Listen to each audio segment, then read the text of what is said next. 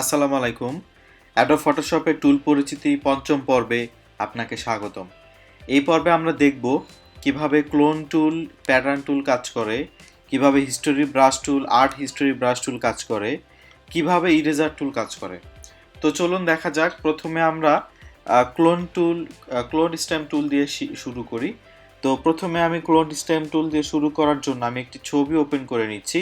তো আমি ফাইল থেকে ওপেন থেকে আমি আমার ডেস্কটপ থেকে একটি ছবি ওপেন করে নিচ্ছি। ধরেন আমি এই ছবিটি ওপেন করে নিচ্ছি। তো এই ছবিটি ওপেন করার পর আমি একটু দেখি অ্যাজ এ বিগিনার, আমি জানি না এরকম ভাবে যদি আমি ট্রাই করি আসলে কি হয়। তো চলেন শুরু করি ক্লোন স্টেম টুল কিভাবে কাজ করে। তো প্রথমে আমি ক্লোন স্টেম টুল সিলেক্ট করে আমি র্যান্ডমলি আমি জাস্ট ক্লিক করলাম, কিছু হচ্ছে না।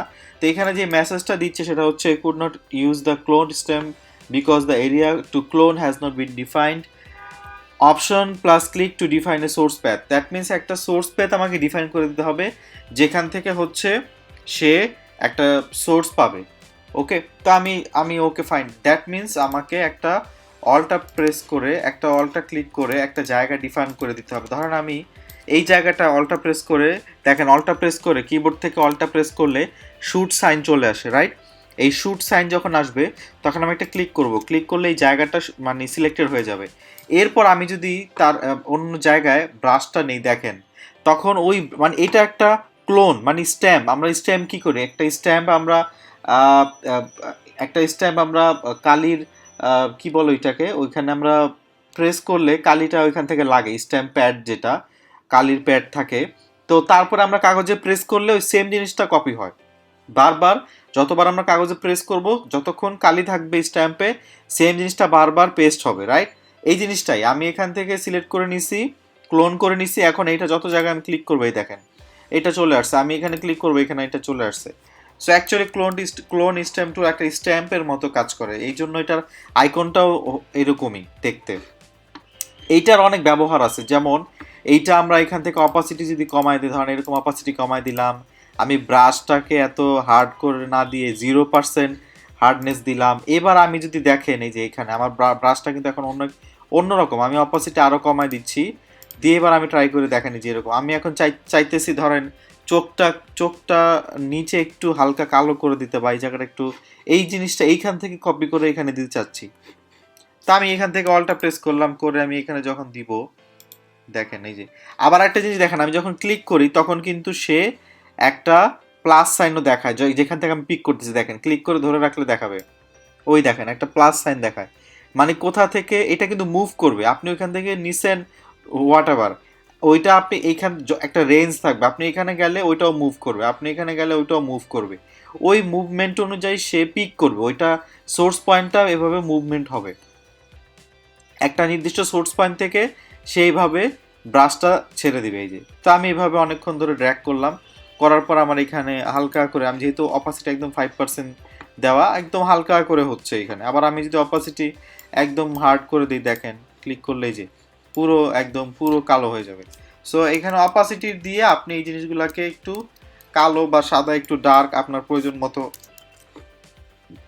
অনেক জায়গা থেকে অনেক কিছু ক্লোন করে আনা লাগে, সেগুলো ইজিলি করা যাবে। আমি এখানে দিলাম, এই যে হালকা ডার্ক হচ্ছে, হ্যাঁ বোঝা যাচ্ছে না কিন্তু একদম হালকা, মানে এইটার লাইটনেসটা আগে এরকম ছিল, দেখেন এখন লাইটনেসটা, এই যে লাইটনেসটা আমি কমাই দিছি। তো এইভাবে অনেক কিছু করা যায় ক্লোন স্টেম টুল দিয়ে। ওকে, আচ্ছা এরপরে আসেন, তারপরে আরেকটা টুল আছে, সেটা হচ্ছে প্যাটার্ন স্টেম টুল। এটা খুবই মজার একটা টুল। প্যাটার্ন স্টেম টুল দিয়ে আপনি প্যাটার্ন আমরা অ্যাডোবি ইলাস্ট্রেটরে একটা টুল দেখছি, সিম্বল স্প্রেয়ার, রাইট? এইটাও খানিকটা এরকমই, খানিকটা না পুরোটাই এরকমই। এইখানে জাস্ট পার্থক্য হচ্ছে যে এইটা এখানে প্যাটার্ন স্প্রে করবে আর ওইখানে ছিল সিম্বল স্প্রে করবে। তা আমি ধরেন এখান থেকে এই প্যাটার্নটা সিলেক্ট করে নিচ্ছি, নিয়ে আমার ব্রাশটা এখানে আছে, আমি যদি এইভাবে আমি ক্লিক করি ব্রাশ, দেখেন এটা কি আসতেছে, কিছু প্যাটার্ন দেখা যাচ্ছে, রাইট? এই প্যাটার্নগুলো কোত্থেকে আসতেছে, এই যে এইখান থেকে এই প্যাটার্নটা আমার সিলেক্টেড, যে কারণে এই প্যাটার্নটা আমি এখানে দিতে পারতেছি। এখন আমি এটার ব্যবহারটা বলি, এটার ব্যবহারও ওই আগেরটার মতো, আমি অপাসিটি কমাই দেই, একদম অল্প করে অপাসিটি দেই, তারপরে এখানে এখন আমি দেখেন এটাকে পুরোটা আমি এভাবে ব্রাশ করে দিচ্ছি, দেখেন পুরোটা আমি ব্রাশ করে দিচ্ছি, দেখেন ওয়াও নাইস। এখন দেখবেন পুরো ডিজাইনটার মধ্যে একটা ব্রাশ প্যাটার্ন দেখা যাচ্ছে, ডিজাইনটা কিন্তু নষ্ট হয় নাই কারণ আমি অপাসিটি একদম 5% করে দিছি, কিন্তু একটা প্যাটার্ন দেখতে পাচ্ছি আমরা, তাই না? এই ছবিটার মধ্যে একটা চেঞ্জ চলে আসলো না? খুবই হালকা একটা প্যাটার্ন আমি ব্রাশ করে দিলাম, ব্রাশ করে দেওয়ার পরে এখানে প্যাটার্নগুলো হালকা দেখা যাচ্ছে, এই যে হালকা দেখা যাচ্ছে, কিন্তু জুম করলে আমার মেইন কন্টেন্ট কিন্তু নষ্ট হয়নি। মেইন কন্টেন্ট নষ্ট না করে আমি যে কোনো ধরনের প্যাটার্ন এভাবে অ্যাপ্লাই করতে পারবো। এইরকম অনেক ডিজাইনে আমরা দেখেছি, এরকম অনেক ডিজাইন আমরা দেখেছি অ্যাপ্লাই করা যায়। আপনি চাইলে কম বেশি করতে পারবেন, স্প্রে বেশি বেশি করলে এখানে তখন বাড়বে, কোথাও বেশি দেখাতে চাইলে যখন এখানে বেশি দেখাতে চাচ্ছেন এখানে কয়েকবার ব্রাশ করেন এখানে বেশি আসবে।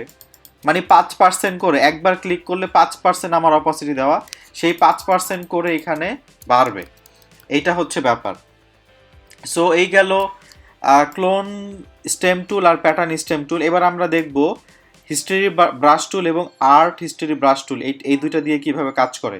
এই দুইটা টুল দিয়ে অনেক ফটো ম্যানিপুলেশনের কাজ করা যায়, এই দুইটা দিয়ে অনেক ফটো এডিটিং বা ফটো চেঞ্জ বা এডিটিং করা যায়। সো আমরা একটু দেখি হিস্টরি ব্রাশ টুল দিয়ে কী হয় অ্যাকচুয়ালি। ধরেন আমি এর আগে একটু ইরেজার টুলটা সিলেক্ট করে নিচ্ছি, ইরেজার ব্রাশটা বড় করে নিচ্ছি, রাইট ব্রেকেট প্রেস করে আমি এখানে এই ছবিটার এখানে একটু কেটে দিলাম, এইখানে একটু কেটে দিলাম, এগুলো ডিলিট করে দিতেছি জায়গাগুলো, হ্যাঁ এখানে একটু ডিলিট করে দিলাম, এখানে একটু ডিলিট করে দিলাম। এইবার আমি হিস্টরি ব্রাশ টুল সিলেক্ট করে এখানে আস্তে আস্তে করে ড্র্যাগ করলে মানে আমার যেইখানটা আমি নষ্ট করে ফেলছি সেইখানটার একদম প্রথম যেই সোর্সটা ছিল সেটা দেখাবে। দেখেন আমি যখন এখানে ক্লিক করছি একদম ছবির যে প্রথম অবস্থাটা ছিল সেই অবস্থাটা সে এইখানে নিয়ে আসতেছে। দেখেন আমি যতটুকু মানে ব্রাশে ক্লিক করব এটা হিস্ট্রি, মানে হিস্ট্রিতে সে পাইছে প্রথমে কি অবস্থা ছিল, হিস্ট্রি থেকে সে পাইছে প্রথমে কি অবস্থা ছিল সেই অবস্থাটাই সে এখানে নিয়ে আসবে। আপনি যত জায়গায় এইখানে দেখেন কিছু আসতেছে না কারণ এইখানে এটাই ছিল আগে, এইখানে আসতেছে কারণ এইখানে আগে এরকম ছিল, যেরকম আমি মানে ব্রাশ টুল আমি এভাবে ক্লিক করলে আগে যেমন ছিল তেমনটাই এখানে প্লেস হবে, একদম আগের মতো হয়ে গেছে। So history brush tool actually কী করে, হিস্ট্রিটা আমি একটু বুঝাই। আমরা যাব হচ্ছে উইন্ডো থেকে হচ্ছে হিস্ট্রিতে গেলে দেখতে পারবো, দেখেন আমরা কত যা যা করছি প্রতি একটা করে স্টেপ এখানে জমা থাকবে, এই যে এটা একটা স্টেপ, এটা একটা স্টেপ, এটা একটা স্টেপ, প্রতিটা স্টেপ জমা থাকবে। আমি চাইলে ওই স্টেপে যাইতে পারবো, যেমন আমার লাস্টে ছিল এই স্টেপ বা তার আগে এটা ছিল, তার আগে এটা ছিল, প্রতিটা স্টেপ আমার এখানে একটা হিস্ট্রি হিসাবে অ্যাড করা থাকে, একটা লগ বলতে পারেন, লগ বুক বলতে পারেন। একদম প্রথমে যেটা ছিল সেটা হচ্ছে এইটা, এই যে একদম প্রথমে এই যে হিস্টরি ব্রাশ টুল দেখতে পারতেছি আমরা এখানে, এই যে এইটার সাথেও দেওয়া, তার মানে আমি যখন এখানে ক্লিক করব বা হিস্টরি ব্রাশ টুল দিয়ে এই প্রথম পজিশনটায় ফিরে যাবে সে, দ্যাটস ইট। আপনারা একটা ছবি দিয়ে এইভাবে একটা ছবি নষ্ট করেন, ছবি নষ্ট করতে হবে, বেশি বেশি ছবি নষ্ট করলে ছবি এবং তার আনুষঙ্গিক টুলগুলো শিখতে পারবেন এবং এই হিস্ট্রিগুলো ট্রাই করবেন যে আমি ছবি নষ্ট করলাম কি কি হিস্ট্রি হচ্ছে, তারপরে আবার আমি যদি হিস্টরি ব্রাশ টুল দিয়ে ব্রাশ করি তাহলে কি হচ্ছে, এভাবে কি হচ্ছে করেই এই টুলগুলো খুব সহজে শেখা যায়। আচ্ছা এরপরে আসেন, তারপর আমাদের টুল হচ্ছে আর্ট হিস্টরি ব্রাশ টুল। এবার হিস্টরি ব্রাশ টুলটাকে আমি একটু আর্টিফিশিয়ালি এখানে আনতে পারবো, যেমন আমি একটু এই আর্ট হিস্ট্রি ব্রাশ টুল দিয়ে অনেক ধরনের কাজ করা যায়, শুধু একটা কাজ না। আমরা যেমন হিস্ট্রি ব্রাশ টুল দিয়ে একটা কাজ দেখলাম, ক্লোন টুল দিয়ে একটা কাজ দেখলাম, কিন্তু আর্ট হিস্ট্রি ব্রাশ টুল দিয়ে অনেক রকমের কাজ করা যায়। এইটাকে মানে আপনি আর্ট করতে পারবেন, আপনি ড্রয়িং করতে পারবেন অ্যাজ অ্যান আর্টিস্টটা যেভাবে একটা কিছু আর্ট করে আপনি সেভাবে আর্ট করতে পারবেন। সাপোজ এই পাখিটাকে আমরা একটু আর্টিফিশিয়াল লুক দিব, একটু আর্ট ড্রয়িংয়ের লুক দিব, আমরা একটা জেনারেল একটা নিচ্ছি, হার্ডনেসটাকে 0 করে দিচ্ছি, তারপর আমি একদম ছোট করে নিচ্ছি সাইজ, ধরুন আমি 20 পিক্সেলে নিলাম, নিয়ে আমি এখন এই যে ছোট্ট একটা ব্রাশ, আমি এখন এইখানে এই যে এইখানে স্টাইল আছে, বিভিন্ন রকম স্টাইলে করতে পারবেন আপনি, একদম টাইট শর্ট দিতে পারবেন, টাইট মিডিয়াম দিতে পারবেন, টাইট লং, আমি মিডিয়াম দিয়ে করতেছি। এরিয়া যাওয়া কি হয় অ্যাকচুয়ালি দেখেন, আপনি এইভাবে ক্লিক করলে সে দেখেন এই যে একটু একটু আর্টিফিশিয়াল হয়ে যায়, একটু আর্টিফিশিয়ালের মতো হয়ে যাবে এই যে। এখন আপনি বলতে পারেন যে এটা তো নষ্ট হয়ে যাচ্ছে, হ্যাঁ একটু ড্রয়িং করলে কিন্তু এরকমই হয়, ড্রয়িং করলে কিন্তু আপনি একদম প্রতিটা পালং, প্রতিটা এই পাখা, প্রতিটা মানে পশম কিন্তু মানে এক ইচ্ছা মতো আপনি করতে পারবেন না, এইভাবেই হবে। সো এটা হচ্ছে আস্তে আস্তে করতে হয়। আমার ব্রাশটাই বেশি বড় হয়ে গেছে, আমি পরে এটাকে ঠিক করে দেবো। যেমন চোখটা বুঝাই যাচ্ছে না, ঠোঁটগুলো বুঝাই যাচ্ছে না, এগুলো ঠিক করা যাবে, সমস্যা নাই। সো এইগুলা এভাবে মানে একটু আর্ট আর্ট করা, হিস্ট্রি হিস্ট্রি ব্রাশ টুল এটা ফাইন, একটু আর্ট করা। দেখেন এই পাটা কিন্তু সব নষ্ট হয়ে গেল। এখন এটা তো আমি করলাম, আপনি বলতে পারেন যে ভাইয়া এটা কি করলেন, এটা তো নষ্ট হয়ে গেছে। এখন এটাকে ঠিক করা যায়। যেমন আমি একটু ব্রাশটা ছোট করে নেই, লেফট ব্র্যাকেট থেকে আমি ব্রাশটার সাইজ ধরেন 5 করে দিলাম। এখন এই জায়গায় আবার ক্লিক করব, অল্প অল্প করে করব, অল্প অল্প করে করব, করে ড্র্যাগও করতে পারবো আস্তে আস্তে। এই যে দেখেন এইটাই হচ্ছে হিস্ট্রি। এখন কিন্তু হিস্ট্রিতে ফিরে যাচ্ছে ও, যতবার আমি এখানে কাজ করতেছি এখন হিস্ট্রিতে ফিরে যাচ্ছে। এখন আস্তে আস্তে আমার যেই জায়গাটা একটু এখন একটু ভালো করে করা উচিত, সেই জায়গাটা একটু ভালো হয়ে আসবে। এই যে এখন ঠোঁটটা কিন্তু আগের থেকে অনেক বেটার, চোখটা কিন্তু আগের থেকে অনেক বেটার, দেখছেন? সো এইভাবে হচ্ছে আর্ট হিস্ট্রি ব্রাশ টুল দিয়ে আপনি আর্ট করতে পারবেন। এই দেখেন এই পাখিটা কিন্তু ন্যাচারাল না, এই পাখিটা ন্যাচারাল, এই পাখিটা একদম ন্যাচারাল দেখা যাচ্ছে, কিন্তু এই পাখিটা ন্যাচারাল না। আমি এখানে আরো মডিফাই করে দিতে পারবো। যত ছোট নিবেন তত বেশি স্মুথ হবে। আপনি এখানে বারবার করতে থাকলে এটা একদম আগের মতো হয়ে যাবে, ঠিক আছে? সো একটু একটু ছোট করেই স্মুথ করে করলেই যে এখন কিন্তু আমি মোটামুটি ভালোই দেখতে পারতেছি, কিন্তু একদম অরিজিনাল ছবি না। অরিজিনাল ছবিটা কিন্তু এই যে এইটা চোখটা একদম শার্প, দেখেন কেমন। সো এটা একটু আর্টিফিশিয়াল একটা লুক দিবে আপনাকে। আমরা অনেক সময় আমাদের, যেমন আমরা বিশেষ করে বিভিন্ন ফেমাস ব্যক্তিদের, যেমন বঙ্গবন্ধুর ছবি আছে এরকম অনেক, মাশরাফির ছবি এরকম বানায় অনেকে, সাকিব আল হাসানের ছবি, আপনি আপনার ছবি দিয়েই করেন না। আপনার একটা ছবি না নিয়ে এভাবে মডিফাই করেন, করে একটু নিজের মতো করে বানান, যে দেখি আমারটা ড্রয়িং করে দেখি। এই যে পাগুলোকে একটু মডিফাই করে দিলাম। তো যতটা মডিফাই করা দরকার এভাবে মডিফাই করে নিতে পারবেন। এটা একটু আর্টিফিশিয়াল, একটু আর্ট একটা ইফেক্ট চলে আসলো। ওকে, সো এটা কিন্তু ভালোই লাগলো। তো এইরকম করে হচ্ছে আর্ট হিস্ট্রি ব্রাশ টুল দিয়ে একটু আর্ট করা যায় হিস্ট্রি ইউজ করে। আমার যে ফার্স্ট যে হিস্ট্রিটা ছিল, ফার্স্ট যেই মানে অরিজিনাল যেই ছবিটা ছিল, সেইটার হিস্ট্রিটা ব্যবহার করে আমি একটু আর্ট করতে পারবো, ড্রয়িং করতে পারবো। এটা দেখা যাবে মানে আর্টের মতো, কিন্তু অরিজিনাল ছবিটা দিয়ে আপনি আর্ট করতে পারবেন। এটা মনে হবে, এটা প্রিন্ট করলে মনে হবে যে কোনো ব্রাশ দিয়ে আপনি ড্রয়িং করছেন, ঠিক আছে? মনে হবে না যে আপনি ফটোশপে করছেন, মনে হবে কোনো ব্রাশ দিয়ে ড্রয়িং করছেন, কিন্তু অ্যাকচুয়ালি কিন্তু এটা ফটোশপে অরিজিনাল ছবিকেই করা। এরকম কিন্তু আমরা অনেক গ্রামের দৃশ্য, অনেক কিছু চাইলে আপনি করতে পারবেন। দেখেন মাঝখানে প্রথমে যখন আমরা করছিলাম অনেকটা নষ্ট হয়ে গেছিল না, তারপর আমি ব্রাশটা ছোট করে নিয়ে যখন আবার কয়েকবার একটু ঠিকঠাক করলাম, ঠিক হয়ে গেছে। যদিও একদম অরিজিনাল হবে না, অরিজিনাল হলে তো লাভ নাই, পেইন্ট মনে হবে না এইটা অরিজিনাল। এরকমই যদি হয়ে যায় তাহলে তো লাভ নাই, তাই না? আচ্ছা, সো এই হচ্ছে আর্ট পেইন্ট ব্রাশ টুল। তো আপনারা এরকম একটা ছবি বা আপনাদের নিজেদের ছবি নিয়ে প্র্যাকটিস করেন, তাহলে এটা আরো ক্লিয়ার হয়ে যাবেন। ওকে, এইবার আমি আর্ট হিস্ট্রি ব্রাশ টুল দিয়ে একটু ভিন্ন রকমের কাজ দেখাই আপনাদের। যেমন আমি এখানে একটু অন্যভাবে এই এই আমি প্রথমে বলে নিয়েছি যে আর্ট হিস্ট্রি ব্রাশ টুল দিয়ে অনেক ধরনের কাজ করা যায়। সো আমি এবার একটু অন্যভাবে অন্যরকম কিছু করার চেষ্টা করি, দেখেন। তা আমি এবার একটু নিউ লেয়ার নিয়ে নিলাম, একটি নিউ লেয়ার নিয়ে এখান থেকে আমি লেয়ারটাকে ফিল কালার করে দিতে চাচ্ছি।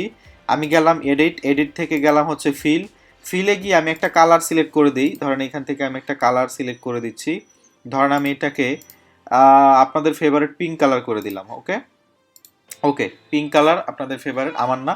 আমি এবার ব্রাশটা একটু চেঞ্জ করে নিই, ব্রাশটা আমি চেঞ্জ করে অন্যরকম একটু ডিফারেন্ট ব্রাশ নিব। ধরেন আমি এখান থেকে এই ব্রাশটা নিলাম, হ্যাঁ, এই ব্রাশটা নিয়ে আমি এবার একটু ট্রাই করে দেখি কি হয়। আমি এবার এই ব্রাশটা নিয়ে এই art history brush tool select করে আমি এবার এইখানে আমি এবার ড্র্যাগ করতে থাকি, দেখেন ব্রাশ করতে থাকি, দেখেন কি হয়। আমার ওই ব্রাশটা দিয়ে হিস্ট্রি হয়ে যাচ্ছে, মানে আমি ওই ব্রাশটা দিয়ে আমার যেই প্রথম জিনিস মানে অবজেক্টটা ছিল, প্রথম যেই দৃশ্য ছিল, প্রথম যেই অবস্থা ছিল, সেইখানে আমি ফিরে যেতে পারতেছি। তা আমি সেই ব্রাশ দিয়ে এভাবে ড্র্যাগ করতেছি, আমি এইভাবে ড্র্যাগ করতে করতে করতে করতে আমি এইরকম, এই দেখেন এই ব্রাশের মতো ইফেক্ট চলে আসছে। কিন্তু এবার এটা আমার এই ব্রাশটা যেমন আমার সেই রকম একটা ইফেক্ট সেখানে চলে আসতেছে। সো এইটা হচ্ছে ব্রাশ ওয়াইজ। আমি একটা লাভ রিয়েক্ট করার চেষ্টা করতেছি, সরি হচ্ছে না যদিও ভালো মতো, আই বেগ ইউর পার্ডন। আমি আসলে ভালো কাজ পারি না, তো আপনারা চেষ্টা করেন হয়ে যাবে। সো এরকম একটা মানে আর্টিস্টিক একটা লুক চলে আসবে, দেখছেন আগের পাখিটাই কিন্তু আসতেছে, কিন্তু একটা আর্টিস্টিক লুক চলে আসতেছে। এই যে এখন এটাকে আপনি বলেন তো কিভাবে একটু আরো মানে আর একটু বোঝা যাবে ভালো, এরকম করবেন কিভাবে? সিম্পলি ব্রাশটাকে ছোট করবেন, ছোট করলে তখন ব্রাশটার কাজ অনেক স্মুথলি হবে। এই যে এখন আমি যদি এইটাকে চোখটাকে দেই, এই দেখেন চোখ কিন্তু বোঝা যাচ্ছে এখন, এই যে চোখ বোঝা যাচ্ছে, এই যে ঠোঁট বোঝা যাচ্ছে। সো আপনি কিছু জিনিস যেগুলো না করলেই না, যেগুলো করতে হবে করলে ভালো লাগবে, সেগুলো এভাবে একটু ছোট করে নিয়ে তারপরে মডিফাই করে দেন। এই যে সো এবার একটু চোখ নাক মুখটা দেখা যাচ্ছে। এই সো এইভাবে হচ্ছে ব্রাশ টুল দিয়ে, আর্ট হিস্টোরি ব্রাশ টুল দিয়ে এইভাবে এইভাবে বিভিন্ন রকম ব্রাশ অ্যাপ্লাই করে, বিভিন্ন রকম ব্রাশ অ্যাপ্লাই করে আপনি আপনার হিস্টোরি থেকে কোনো একটা অবজেক্টকে ফিরিয়ে আনতে পারবেন। ঠিক আছে, এই ছিল হচ্ছে এই টুলের কাজ।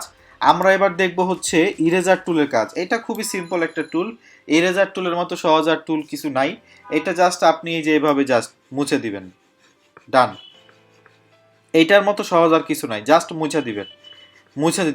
মুছে ফেলতেছি আমরা, জাস্ট আমরা মানে ছোটবেলায় কি করতাম, পেন্সিল দিয়ে যখন আমরা কিছু এবিসিডি লিখতাম, তখন আমরা জাস্ট মুছে দিতাম কোনো একটা কিছু তোর ইরেজার দিয়ে। এটা জাস্ট ওইটাই, সিম্পলি একটা ইরেজার, আর কিচ্ছু না। এখন এখানে জাস্ট একটা জিনিস আপনাদের দেখানোর বিষয় আছে, সেটা হচ্ছে এইটাকে যখন আপনি এইভাবে দিচ্ছেন সমানভাবে হচ্ছে না কিন্তু, তাই না? কিন্তু সমানভাবে যদি করতে চান শিফট প্রেস করে ড্র্যাগ করবেন, এই যে তাহলে সমানভাবে যাবে। এই যে শিফট প্রেস করে ড্র্যাগ করবেন, এই যে দেখছেন একদম সমানভাবে যাচ্ছে, কিন্তু শিফট প্রেস করে একদম সমানভাবে যাবে। এই যে শিফট উপরে যাবে না, একদম সমানভাবে যাবে শিফট প্রেস করে করলে। এইটাই জাস্ট এখানে একটু অ্যাডভান্স জিনিস, আর অ্যাডভান্স কিছু নাই। আপনি এই দেখেন শিফট প্রেস করে আপনি যদি ড্র্যাগ করেন একদম ইকুয়ালি আসবে। এই যে সরি উপরে একটু লেগে গেছে, দেখছেন একদম সমানভাবে আপনি ইরেজ করতে পারবেন। আমি একদম পুরা মুছা দিলাম, পুরা মুছে দিলাম। মেইন ছবিটা নষ্ট হয়নি, কারণ আমি উপরের লেয়ারটিতে ইরেজ করতেছি, আমি উপরের লেয়ারটিতে সিলেক্টেড এবং উপরের লেয়ারটিতে ইরেজ করতেছি। মেইন ছবিটা যদি সিলেক্ট করতাম তাহলে মেইন ছবিটা চলে যেত, ওই যে মেইন ছবিটা ইরেজ হয়ে যেত। তো এইটা হচ্ছে ইরেজার টুল। তারপর এর সাথে আরও কিছু টুল আছে, এইগুলোও ইরেজার টুলের মতোই কাজ। আপনারা এগুলো অত ইম্পর্টেন্ট কোনো টুল না, কিন্তু আপনারা এগুলো প্র্যাকটিস করবেন, করলে আপনাদের অনেক কাজে দিবে। যেমন আমরা একটা জিনিস দেখি, ব্যাকগ্রাউন্ড ইরেজার টুল কিভাবে কাজ করে। ধরেন আমি ব্যাকগ্রাউন্ড ইরেজার টুল সিলেক্ট করলাম, আমার এই যে ব্রাশ, আমি জাস্ট একটা এই দেখেন ক্লিক করলে আমার ব্যাকগ্রাউন্ডটা রিমুভ হয়ে যাচ্ছে, তাই না?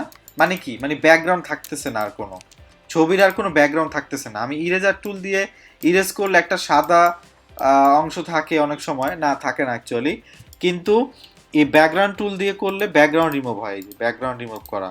কিন্তু ও যখন এই দেখেন একটা মজার জিনিস হচ্ছে পার্থক্য এইখানে, কিন্তু আমি যখন ইরেজার টুল দিয়ে ইরেজ করব ও কিছু দেখবে না, অন্ধের মতো ইরেজ করে ফেলবে। কিন্তু আমি যখন ব্যাকগ্রাউন্ড ইরেজার টুল সিলেক্ট করব, করে আমি যখন কোনো একটা অবজেক্টেও ক্লিক করব, সে ওই অবজেক্টটা রাখার চেষ্টা করবে। এই যে অবজেক্টটা কিন্তু রাখার চেষ্টা করতেছে, ও বুঝতেছে যে ব্যাকগ্রাউন্ড তো একটা সিমিলার কালার থাকে। এই যে ও ব্যাকগ্রাউন্ডের যে সিমিলার কালারটা একদম একটা সিঙ্গেল কালার, ওই কালারটা রিমুভ করার চেষ্টা করতেছে। ওকে, আপনারা চাইলে আইড্রপার দিয়ে সিলেক্ট করে দিতে পারবেন। ধরেন আমি আইড্রপার দিয়ে এটা ক্লিক করে নিলাম, এই কালারটা শুধু ইরেজ করবে। এই যে তো এখন আপনি এটার উপরে দিলে হয়তো পুরোপুরি মুছতেছে না, কিন্তু কিছু বেশি অংশই মুছে যায়। সো অ্যাকচুয়ালি ব্যাকগ্রাউন্ড ইরেজার টুল দিয়ে অ্যাকচুয়ালি ব্যাকগ্রাউন্ড ইরেজ করা অত ভালো কাজ হয় না। সো আমরা ব্যাকগ্রাউন্ড রিমুভিং অন্যভাবে দেখব, সিলেকশন করে আমরা সেটাকে ক্লিপিং পাথ করে কিভাবে করতে হয় সেটা আমরা অন্যভাবে দেখব। বাট ব্যাকগ্রাউন্ড ইরেজার দিয়ে এভাবে কাজ করে, আপনারা এইভাবে কাজ করতে পারবেন। ঠিক আছে, আমরা ব্যাকগ্রাউন্ড ইরেজার টুলের সাথে আরও কিছু অপশন এখানে দেখতে পাচ্ছি উপরে। আমি কন্ট্রোল অল্টার জেড দিয়ে পিছনে ফিরে যাচ্ছি। যেমন যে এখানে একটা অপশন আছে, সেটা হচ্ছে স্যাম্পলিং। এখানে একটা অপশন আছে স্যাম্পলিং, আপনি স্যাম্পলিং করতে পারবেন। ধরুন আমি লেয়ার সিলেক্ট করে নিচ্ছি, এখানে আপনি স্যাম্পলিং করতে পারবেন, যেটা আমরা অল্টা প্রেস করে করেছি একটু আগে। কিন্তু স্যাম্পলিং করলেও অ্যাকচুয়ালি লাভ হয় না, অত ভালো আউটপুট আসে না, বেশিরভাগ জায়গায় ও রিমুভ করে ফেলে। আরেকটা টুল আছে এটার সাথে দেখতে পাচ্ছি আমরা, ম্যাজিক ইরেজার টুল। ম্যাজিক ইরেজার টুল দিয়ে কী করে, ম্যাজিক ইরেজার টুল দিয়ে ওই যে ম্যাজিক ওয়ান টুলের মতো একটা কালার সিঙ্গেল ও রিমুভ করে দেয়। কিন্তু এখানে কি হচ্ছে দেখেন, আমি যখন এখানে ক্লিক করতেছি ও ওই কালারটা পুরোটা রিমুভ করে দিচ্ছে। এইটা আসলে ভালো হবে কিভাবে জানেন? এই দুইটা টুলের কাজ সবচেয়ে ভালো হবে কিভাবে, ব্যাকগ্রাউন্ড ইরেজার আর ম্যাজিক ইরেজার টুল। ধরেন আপনি একটা ছবি তুললেন, আপনার গায়ে কোনো সাদা জামা নাই বা আপনার গায়ে কোনো সাদা কিছু নাই, আপনি একটা সাদা দেয়ালের অপোজিটে দাঁড়িয়ে আপনার একটা ছবি তুললেন, ওই ছবিটার সাদা ব্যাকগ্রাউন্ডটা যখন রিমুভ করতে চাবেন তখন জাস্ট সিম্পলি এই যে ম্যাজিক ইরেজার টুল দিয়ে ক্লিক করবেন, চলে যাবে, ডান। খুবই সহজে চলে যাবে। যেমন আমি আবার একটু ট্রাই করে এখানে দেখেন, এই যে এখানে চলে গেছে। আমি আরেকটা ছবি দিয়ে একটু দেখাই আপনাদের, যেমন এটা অ্যাকচুয়ালি তারপরে পারফেক্টলি হয় না, কারণ ও তো সিমিলার কালার যতটুকু পাবে ততটুকু রিমুভ করে দিবে। এখানে আবার টলারেন্স দিয়ে অ্যাডজাস্ট করা যায় কিছুটা, আপনি কতটুকু রিমুভ, যেমন এখানে দেখেন, এখানে কিন্তু একদম সিমিলার, একদম স্ট্রেট একটা কালার, এইটার কথাই বলছি আপনাদের। আমি টলারেন্সটা এবার একটু কমায় দিই, হ্যাঁ, কমায় দিয়ে আমি এখানে ইরেজ করি, দেখেন দেখছেন কত স্মুথলি এইটুকু চলে গেছে।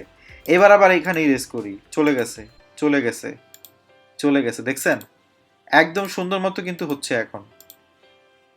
তারপর ওই যে কিছু কিছু জায়গা একটু সমস্যা থেকে যায়, এই জিনিসগুলো আসলে ম্যানুয়ালি করলেই ভালো, ম্যানুয়ালি করতে পারলেই ভালো। এই যে কিছু কিছু জায়গা থেকে যাচ্ছে, সো এইভাবে হচ্ছে আমরা ব্যাকগ্রাউন্ড রিমুভ করতে পারবো, বা আমরা ম্যাজিক ইরেজার টুল দিয়ে ইরেজ করতে পারবো, নির্দিষ্ট কালার অ্যাকচুয়ালি ইরেজ করে। ওকে, সো এইগুলো আপনারা প্র্যাকটিস করবেন, আপনাদের ছবি দিয়ে প্র্যাকটিস করবেন, অনেক ফানি জিনিস হবে। এটাই মজা, এটাই ফান, এটাই শেখার নিয়ম। আশা করি আপনারা সবাই কাজগুলো করে সোশ্যাল মিডিয়াতে ভাইরাল করে দিবেন, নিজেদের প্রোফাইলে শেয়ার করবেন। তো অ্যাডোব ফটোশপ টুল পরিচিতির পঞ্চম পর্বে এই পর্যন্তই। গ্রাফিক ডিজাইন হাতেখড়ি থেকে পণ্ডিত কোর্সটির সাথে থাকার জন্য আপনাকে অনেক অনেক ধন্যবাদ।